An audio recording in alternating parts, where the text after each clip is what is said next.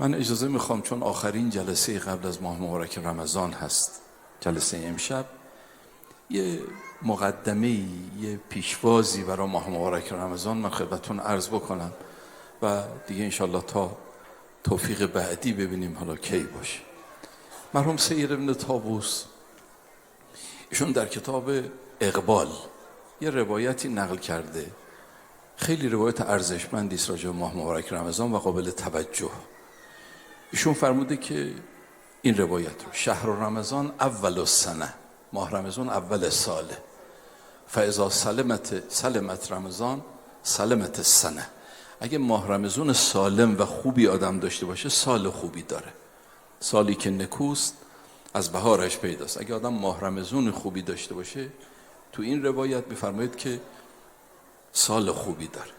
بعد خود ایشون یه اشاره، یه مطلبی رو مطرح کرده، این خیلی قابل توجه، و اون این که چرا تو این روایت اومده ماه رمضان اول ساله، با اینکه اول سال قمری محرمه، اول سال قمری محرم هست، اول سال شمسی هم که خب فروردینه، اصلا ماه رمضان نیست. چرا تو روایت ماه رمضان رو شهر رمضان اول السنه؟ بعد سید ابن طاووس یه جواب ارزشمندی داده. ایشون فرموده که اول سال به حسب هر طائفه و هر صنفی فرق میکنه. مثلا دانش آموزا اول سالشون اول مهره، سال دانش آموزی یا دانشجویی اول مثلا مهره یا همون حوالی مهر.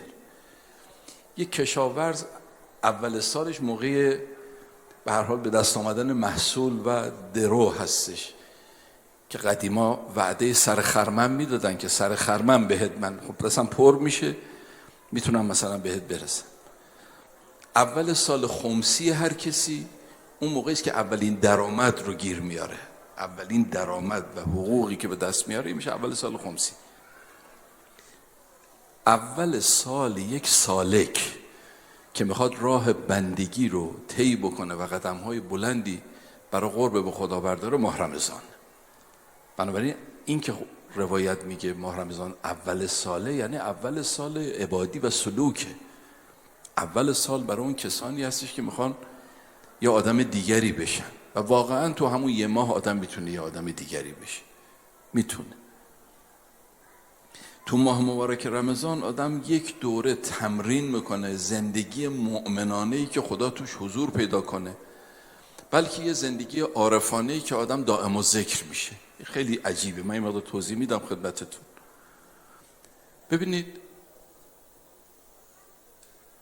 ماها یکی از چیزهایی که گاهی موقع ممکنه برای بعضی از آرزوهاشون باشه اون زندگی عارفانه خالص واقعی، نه ادا در آوردنی. یک کسی که حقیقتا عبد خداست، خدا تو زندگیش حضور داره، دائما توجه به خدا داره، یه همچین چیزی مطلوب هر مؤمنی هستش. تو ماه مبارک رمضان این تمرین برای ما به صورت توفیق اجباری به وجود میاد. چطور؟ اولا تو ماه رمضان تکالیف خدا زیاد میشه، تکالیف زیاد میشه، باران تکلیف رو سرمون میباره. خدا راجع به ماه رمضان ببینید تو قرآن چی فرموده؟ کتب علیکم، کتب بر شما واجب شده، یعنی یه تکلیف اومد. کتب علیکم الصیام کما کتب علی الذین من قبلکم. تکلیف برخلاف جامعه متاسفانه فرهنگ فعلی جهانی که تکالیف رو یه زحمت میدونن، تکلیف رو دست و پاگیر میدونن، تکالیف رو کلفت و یه جور بار رو دوش میدونن، و لذا جامعه سکولار جهانی سعیش بر این هستش که تکلیف گریز باشه.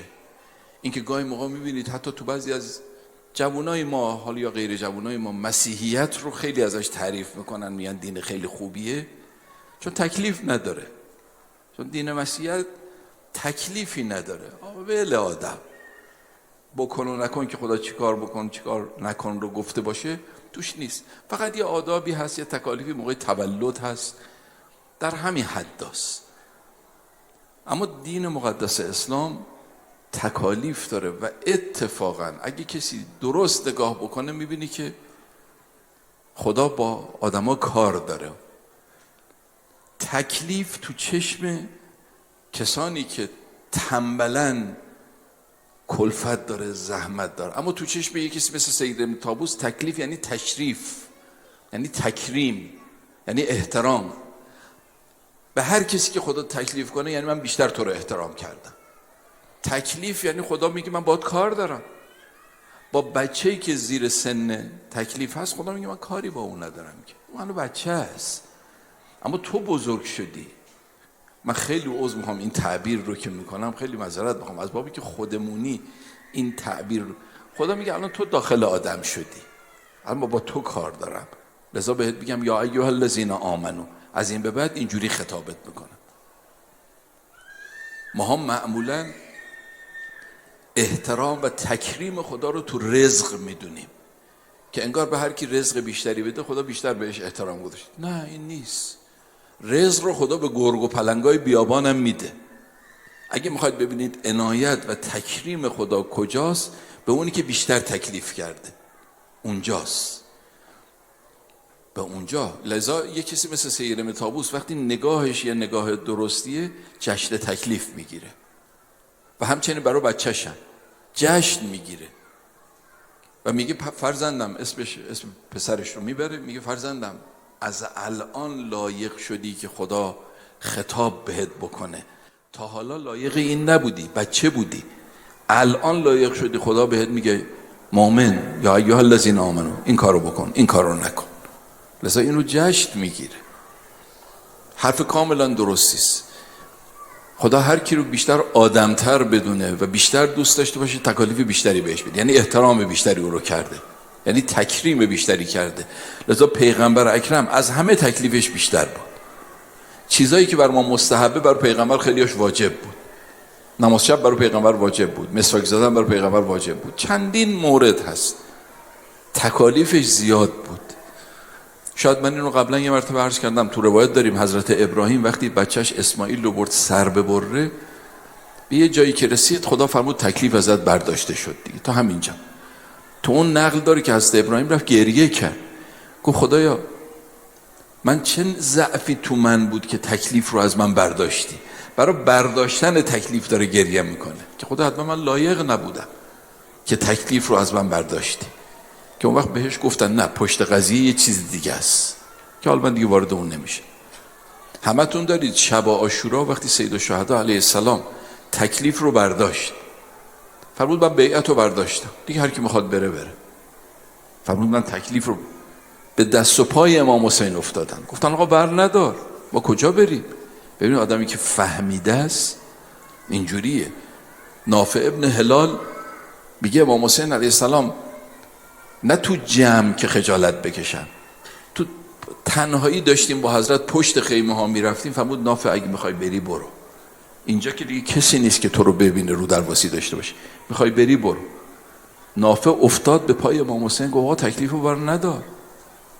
ببینید بنابراین تو نگاه یک کسی که فهمیده هست تکالیف یعنی تشریف، یعنی تکریم، یعنی احترام. شما ببینید تو دستورات اسلامی همتون کم و بیش میدونید حج یکی از دستورات اسلامی است که خاصیتش خیلی زیاده، اون ویتامینش خیلی زیاد، برای همینم تو کل عمر یه بار بیشتر واجب نیست، تو کل عمر یه بار بیشتر واجب نشده، اونم حالا با شرایط شخص مستطیع بشه و توانشو داشته باشه.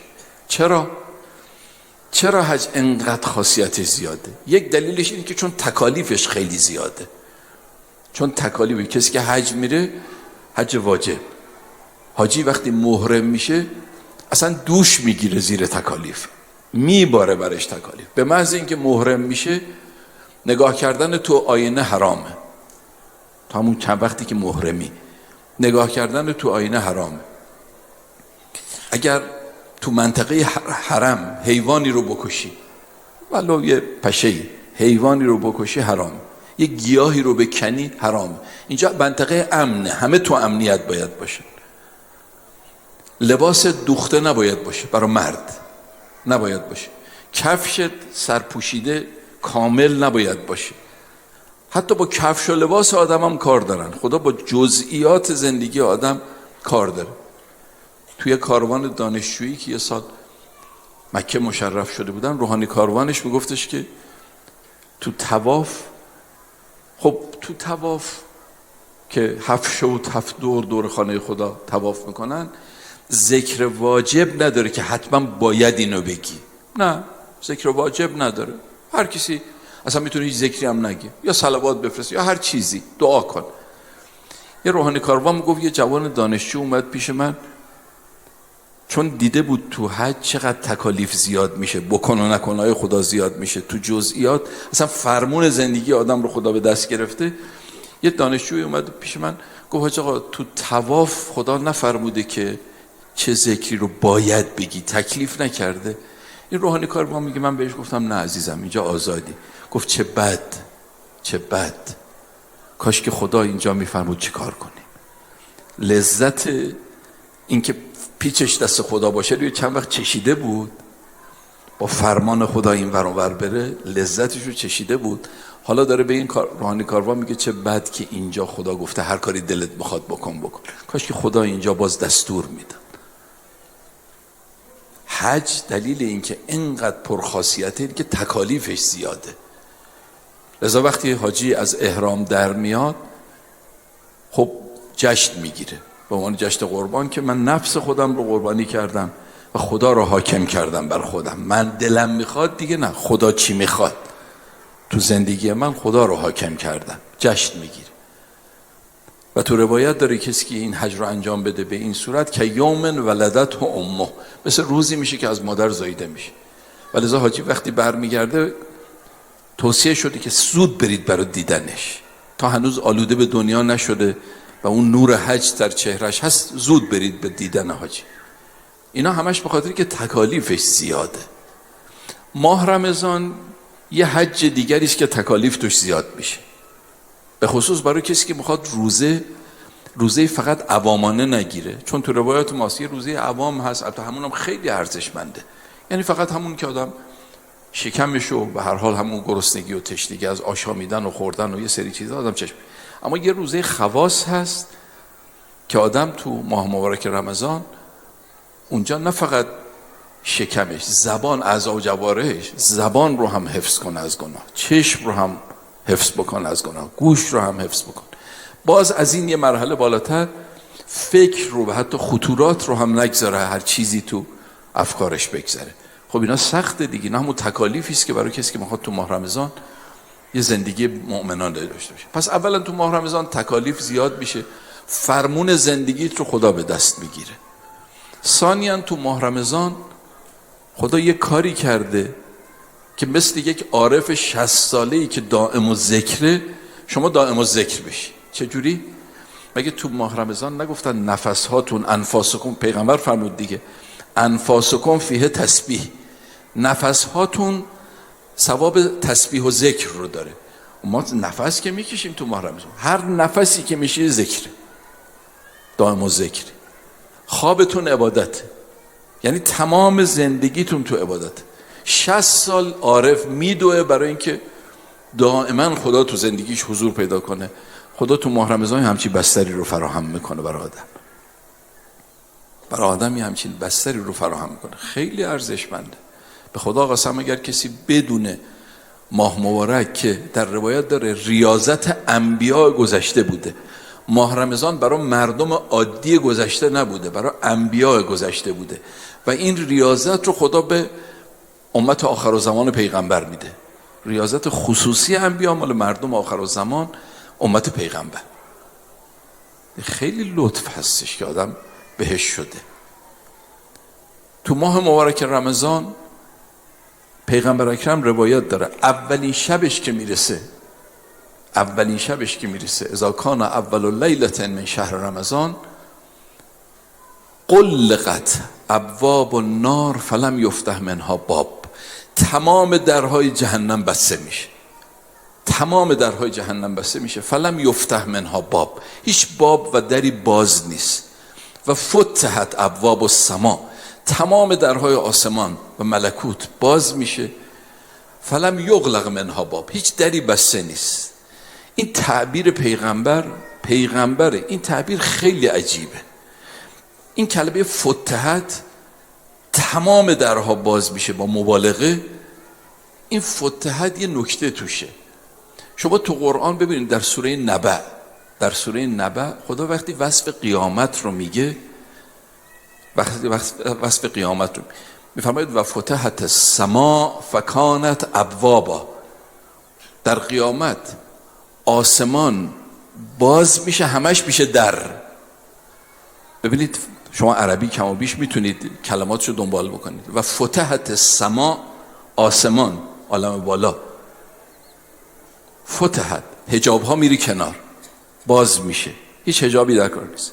فکانت ابوابا، آسمان همش میشه در. یعنی چی؟ ببینید من یه تشبیه میکنم. یه موقع شما توی یه اتاقی هستید چند تا در و پنجره داره، 3-4 تا در و پنجره رو باز میکنی، نور میاد، هوا میاد.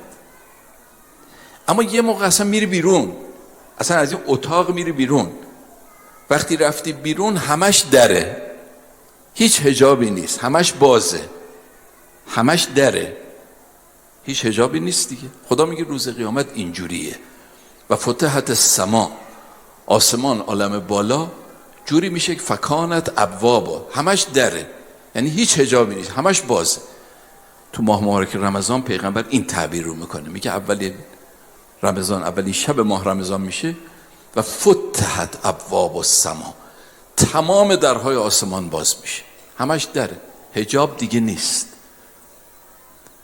و ینادی منادن، یه منادی صدا میزنه، یا باقی الخیر اقبل، ای طالب خیر که دنبال خیر میگردی، چی کار کنم به خدا نزدیک بشم، اقبل، بیا.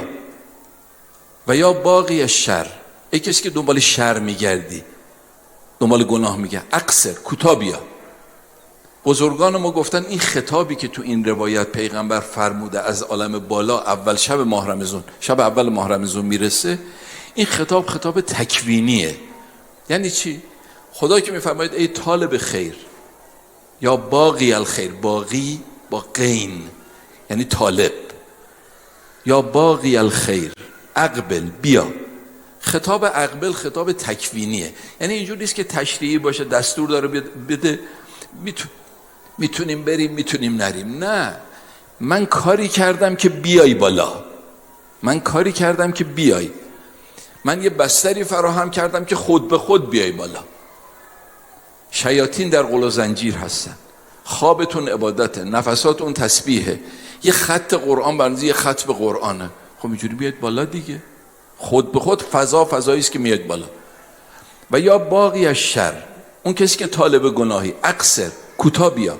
این خطاب تکوینیه، یعنی اینجور نیست که اختیار داشته باشی، من کاری کردم که خود به خود کوتاه بیای تو ماه رمضان، خود به خود کمتر بشه گناه. شیاطین رو در قل و زنجیر کردم که بستر فراهم بشه، خود به خود شما کوتاه بیای. ماه مبارک رمضان اینه. شما تو بقیه ماها باید زور بزنی بری بالا، رحمت خدا رو جذب بکنی. تو ماه رمضان خود رحمت خدا میاد پایین. این درختای بزرگ مثل درخت گردو رو دیدید که گاهی موقع ها خب خیلی بلنده، شما کلی باید زور بزنی بری بالا تا مثلا اون گردوی اون بالا رو بچینی. اما یه موقع هست که اون شاخه خودش انقدر سنگین میشه خودش میاد پایین. تو بهشت اینجوریه، تو بهشت قطوفه ها دانیه، اونجا میوهش در دسترسه، زحمت نداره. ماه رمضان اینجوریه. پیغمبر تو آخرین خطبه ماه شعبان در آستانه رمضان فرمود قد اقبل الیکم شهر رمضان بالبرکت و رحمت و المغفره. ماه رمضان داره میاد با رحمتش، با برکتش، او داره میاد. قد اقبل الیکم شهر رمضان بالبرکت و رحمت و المغفره، داره میاد پایین. دیگه اگه کسی خودش بلد نباشه گدایی بکنه دیگه چیکارش میشه کرد دیگه؟ خودمون دیگه بلد نباشیم دیگه تقصیر خودمون هستش. خدا رحمت کنه یکی از شاگردان مرحوم آیت الله حسن علی نخودکی اصفهانی، 8 سال پیش ایشون به هر حال اهل ریاضت بود، ریاضت‌های شرعی درست، اهل مراقبه بود، اهل عبادت بود، اهل بندگی بود. مرحوم آیت الله بروجردی در قم مجالسش ایشون خیلی دعوت میکرد، این شاگرد آیت الله حسن علی رو. من از بعضی از بزرگان شنیدم که میگفتن ما تو مجلس آقای بروجردی بودیم، ایشون وقتی منبر میرفت تقریبا از اول منبر تا آخر منبر شونه ها بود که میلرزید، یعنی همش گریه بود، همش حال بود اون مجلس. مرحوم آیت الله بروجردی یه مرتبه جلوی ایشون وقتی جلسه تموم شد جلو همین بنده خدا رو گرفت، گفت آقا چه خصوصیتی تو منبر شما هست که از من بروجردی، آقای بروجردی استاد مراجع بود، استاد مراجع بود. در زمان آقای بروجردی تعدد مرجعیت نداشتیم، یکی بیشتر نبود، خود ایشون. آقای بهجت و امام و آقای گلپایگانی و اینا همه شاگردای آقای بروجردی بودن. از این خطیب و منبری که عالم بزرگی هم بود گفت که منبر چه خاصیتی داره که از من بروجردی گرفته تا اون کسی که عوامه سوادی نداره استفاده میکنن، چه خاصیتی تو منبر شما هست؟ گفت آقا لطف خداست. آقای بروجردی گفت تعارف رو بذار کنار، لطف خدا و اینا رو منم میدونم، اما یه چیزی هست. او گفت آقا من واقعش نمیخواستم به کسی بگم، اما چون شما هستی، مرجع من هستی، بزرگ ما هستی، من خدمتتون عرض میکنم.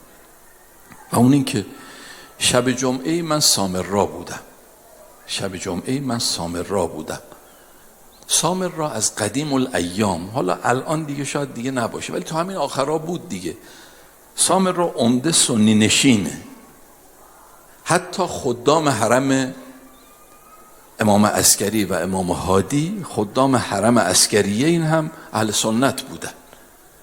شبای جمعه در رو میبستن از قدیم الایام، حالا الان دیگه شاید فرق میکنه، در رو میبستن، کسی نبود، زائری نبود. تو سامرا دور افتاده بود دیگه. حاج آقا من شب جمعه سامرا بودم، کسی نبود، زائر تو حرم نبود، درها رو میخواستم ببندن خدام. من رفتم تقاضا کردم، خواهش کردم، التماس کردم که آقا من که کاری نمیکنم، بذارید من داخل باشم، شما درها رو قفل کنید، شما درها رو ببندید. صبح که اومدید موقع اذان صبح در رو باز کردید یا قبل از اذان صبح موقع سحر، خب من تو هستم دیگه. و یه هدیه‌ای هم بهشون، یه پولی دادم بهشون، قبول کردن و من تو حرم بودم شب جمعه. خیلی حال خوشی داشتم. خب حرم سامرا مشرف شدید دیگه، قبر مطهر امام هادی علیه السلام، قبر مطهر امام عسکری علیه السلام، پدر امام زمان و جد امام زمان، قبر مطهر حضرت نرگس سلام الله علیها، مادر امام زمان، و قبر مطهر حضرت حکیمه عمه امام عسکری که موقع تولد امام زمان کنار حضرت نرگس بودن موقع زایمان. این 4 تا قبر مطهر تو هم حرم عسکریه این هستش و اینجا خونه 3 تا امام بوده. همین عسکریه این حرم سامرا 3 تا امام توش زندگی میکردن، امام هادی، امام عسکری و امام زمان علیه السلام تا 5 سالگی که غیبتش شروع شد و امامتش شروع شد همینجا بودن، زندگی میکردن. این سرداب زیرزمین خونهشون بود دیگه. معمولا خونه های نجف و کربلا و جاهای گرم یه زیرزمین داره که به هر حال خنک‌تر از جاهای دیگه، زیرزمین خونهشون بود دیگه، این سرداب مقدس.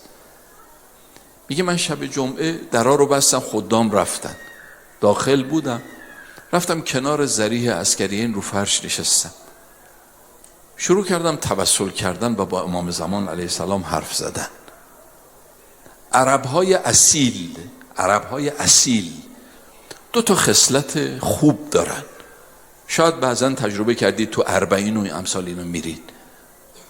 یه خصلتشون این هست که اگر سفره پهن شد، سفره انداختن براتون، رفتید مهمانشون شدید، غذا آوردن، موقع خوردن شما هیچی نخورید، بگید من از غذاتون نمیخورم تا فلان کاری که تو میتونی کارو برای را بندازی، یه حاجتی، یه کاری، حتما کارتو را میندازن، چون بدشون میاد کسی سر سفرهشون غذا نخوره، مهمان نوازن، بدشون میاد و اینو توهین میدونن، لذا حتما کاری میکنن که شما از غذاشون بخوری.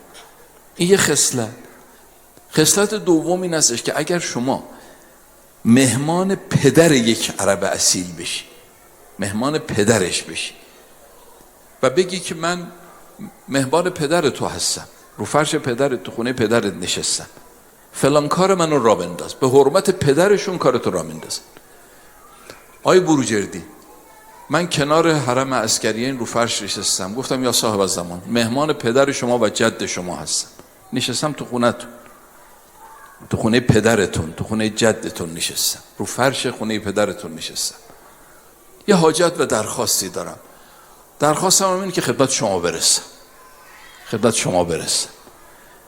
میگه شروع کردم، اینا رو داره با آقای بورجردی میگه، این عالم بزرگوار، میگه شروع کردم التماس کردن، گریه کردن و حال بسیار خوشی داشتم.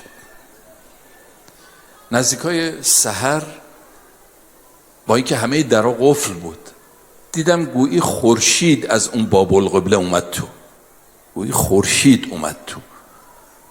من که میدونستم درا قفله و فهمیدم حضرت هستن که تشریف آوردن دیگه، پاهام یاری نداشت بلند شم جلو حضرت به احترام. شوک شده بودم، اصلا همجور نشسته بودم، اصلا دهانم و زبانم قفل شده بود که سلام بدم. امام زمان علیه السلام به من سلام کرد و من به هر حال با زور یه جوری جواب سلامو دادم. بعد حضرت فرمودن که فلانی مهمان ما هستی، یه چیزی از ما بخواه، یه چیزی از ما بخواه. میگه من گفتم که آقا جان سلامتی شما رو میخوام. لبخندی زدن، فرمودن که باشه ممنون، اما یه چیزی از ما بخواه، تو زائر هستی، خیلی زیاد راه اومدی، سختی کشیدی. گفتم آقا فقط سلامتی شما رو میخوام. برای بار سوم فرمودن تو خونه پدرم هستی، تو خونه پدرم اومدی از من درخواست کردی، یه چیزی از ما بخواه. گفتم آقا فقط سلامتی تو میخوام. حضرت با همون لبخندشون فرمودن گدایی هم بلد نیستید. 3 مرتبه من بهت اصرار کردم که یه چیزی از ما بخواه، ولی خودم به شما یه چیزی میدم، من به شما علم میدم، من به شما علم میدم. آقای بورجردی این که میبینید حرف من رو همونجور که شما میگید، از شما مرجع تقلید گرفته تا عوام همه میپذیرن و استفاده میکنن، این مال امام زمانه، مال من نیست، این مال امام زمان علیه السلام. گفت گدایی در میخانه طرف اکسیری است که گر عمل بکنی خاک زر توانی کرد. بهترین وقت گدایی همه وقته، ولی به خصوص ماه رمضان هست. همه جا و هر مکان و هر زمانی آدم میتونه آدم خوبی باشه، اما یه زمانها و یه مکانهایی هست که فضا آماده تره. شما ببینید تو خونتون یه فضایی هستش که از همه جا بهتر برای استحمامه، برای حمام کردن. اون فضا تو پذیرایی نیست، تو آشپزخونه نیست، تو حمام فراهمه. اینجا آماده است برای استحمام. تو ماه‌های سال، ماه رمضان برای استحمام، برای پاک شدن، برای آلودگی ها رو ریختن، اینجا فراهمه. لذا تو دعای امام سجاد، دعای 45 که من توصیه میکنم برادر بزرگوار، خواهر بزرگوار، این دعای 44 و 45 صحیفه سجادیه، هر دوش رو اگر بتونید چه بهتر، اگر نه لااقل 44 دعای ورود ماه رمضان، استقبال ماه مبارک رمضان. دعای 45 دعای وداعه که اگر کسی استقبال خوبی نداشت حداقل بدرقه خوبی داشته باشه از ماه رمضان. ببینید امام سجاد با ماه رمضان چجوری حرف میزنه. آدم از قبل بخونه خیلی بهتره و میتونه استفاده کنه. وقت تو این دعای 44 صحیفه سجادی امام سجاد علیه السلام در وصف ماه مبارک رمضان میگه شهر و طهور، شهر و تمهیز، ماه پاک شدن، ماهی است که آدم میتونه آلودگی هاش رو دور بریزه و پاک بکنه خودش رو.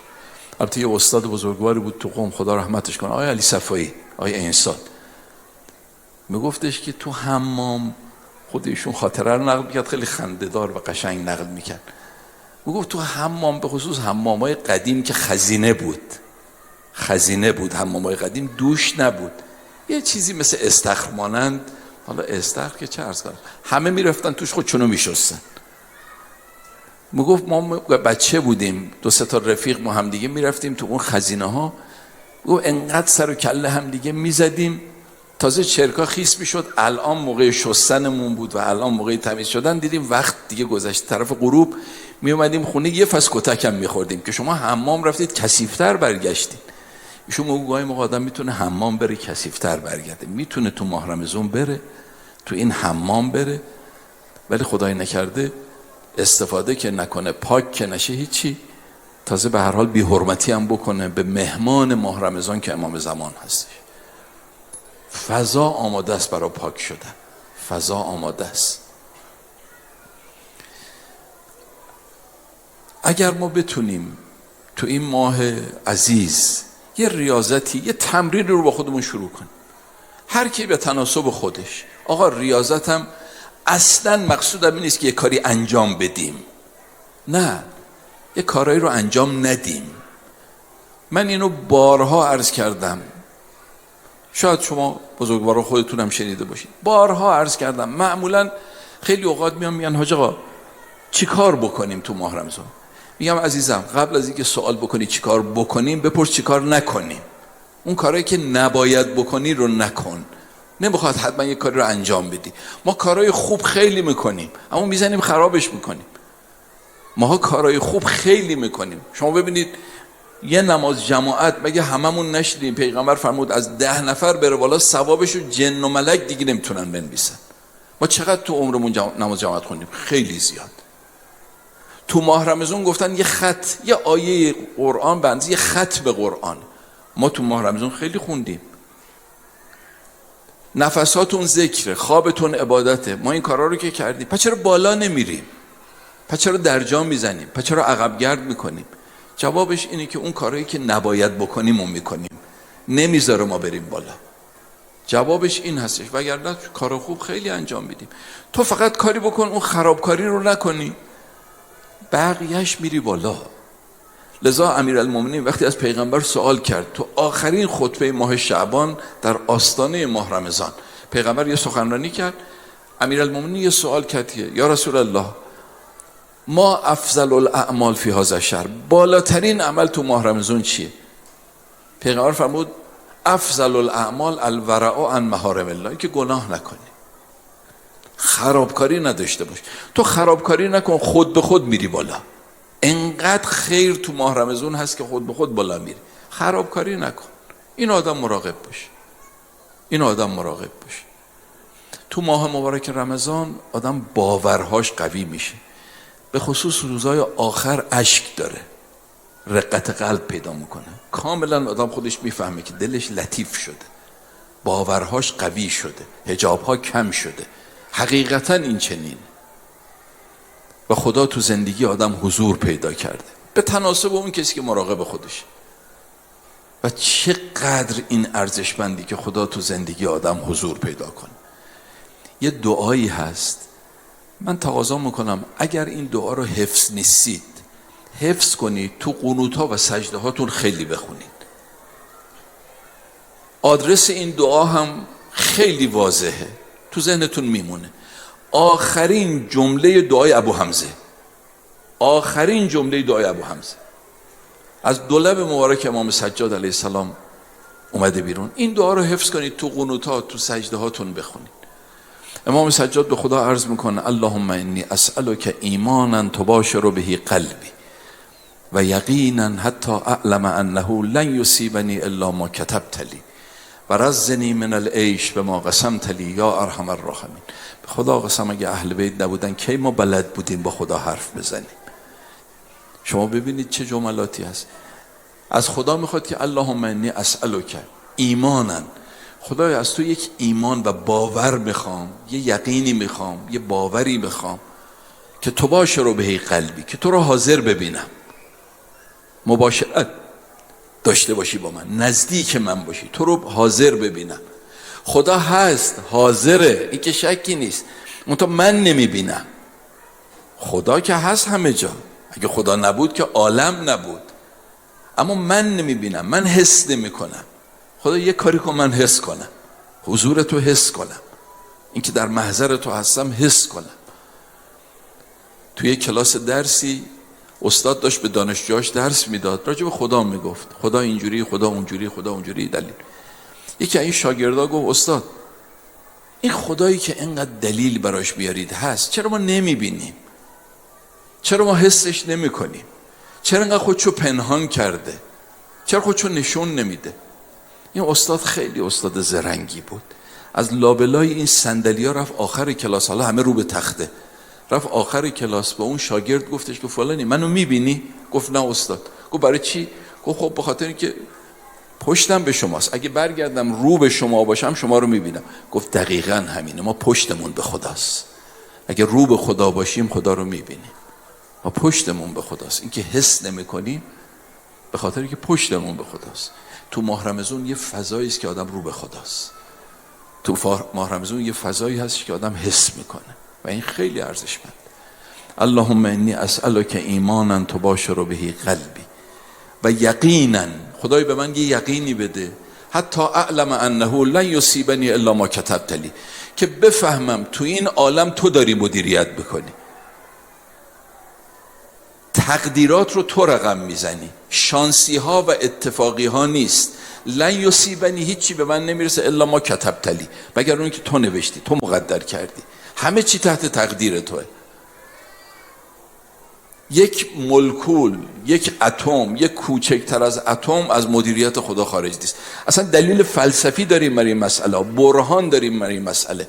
اگر کوچکترین ذره از الکترون و پروتون هم کوچکتر، اگر از حکومت خدا بره بیرون و تحت مدیریت خدا نباشه، مستقله. مستقل. و ما تو این عالم چیز مستقل نداریم که احتیاج به خدا نداشته باشه، که احتیاج به خدا نداشته باشه. انتم الفقراء الی الله، همتون فقیرید، همتون فقیر هستید. خدای به من یک یقینی بده و یقینا حتی اعلمه، که بدانم تو داری مدیریت میکنی. شانسی ها و اتفاقی ها زندگی من رو رقم نمیزنه. شما تو قرآن همتون سوره یوسف رو خوندید. تو سوره یوسف یه داستان عجیبی هست، داستان چاه انداختن حضرت یوسف.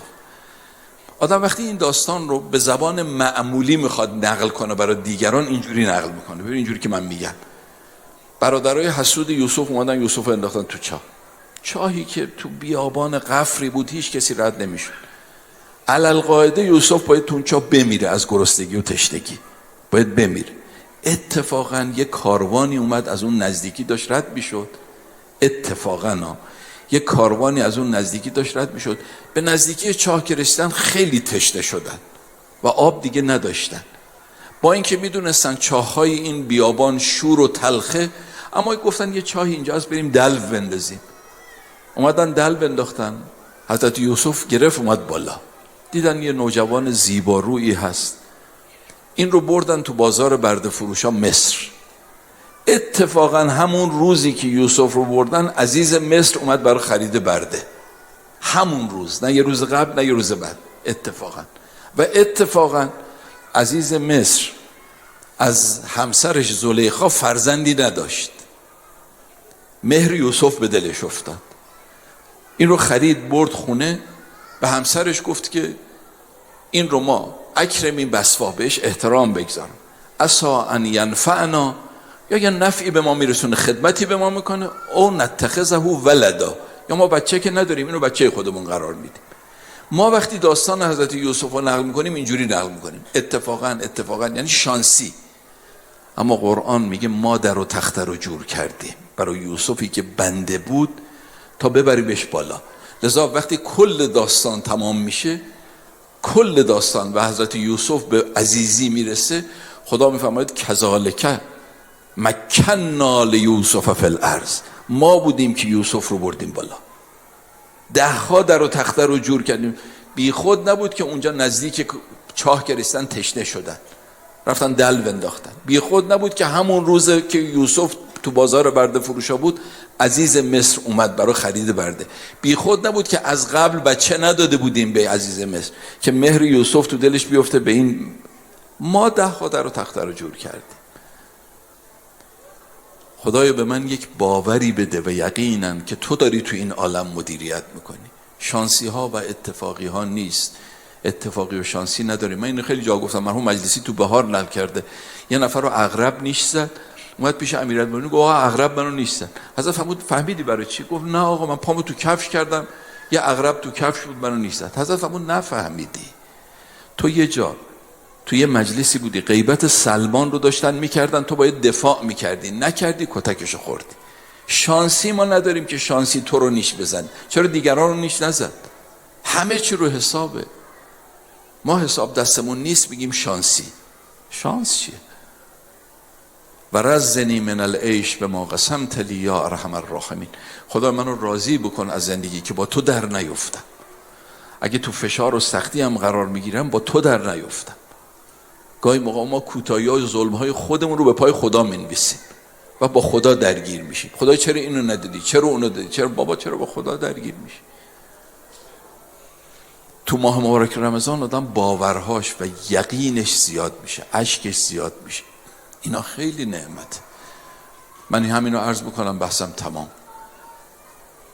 یا آقای اسد نورالدین هاشمی بود،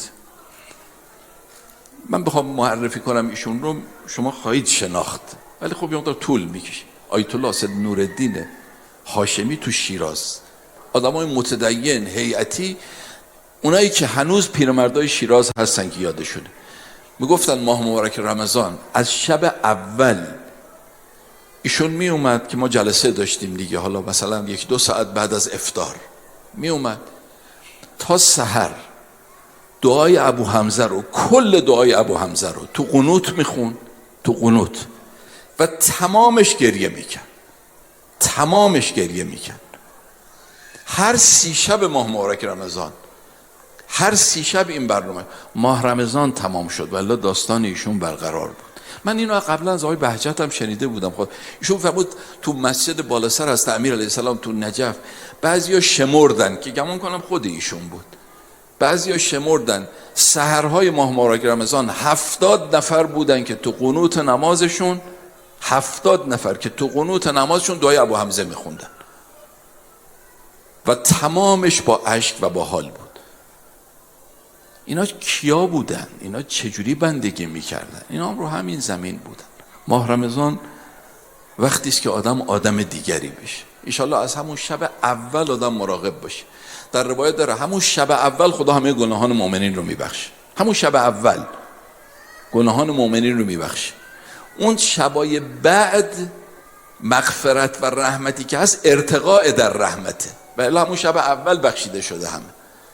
اونی که وارد ماه رمضان میشه ها.